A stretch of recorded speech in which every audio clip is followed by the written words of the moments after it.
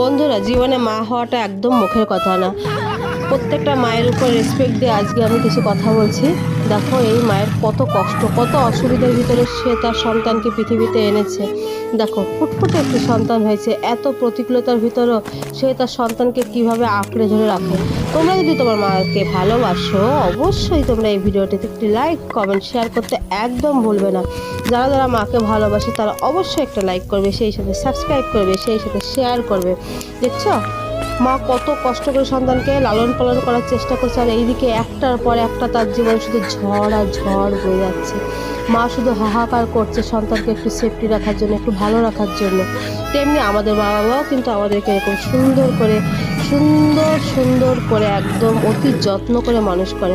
বন্ধুরা, যাওয়ার আগে একবার বলি, যারা যারা মা, অবশ্যই একটা লাইক, কমেন্ট, শেয়ার করতে ভুলো না। টাটা।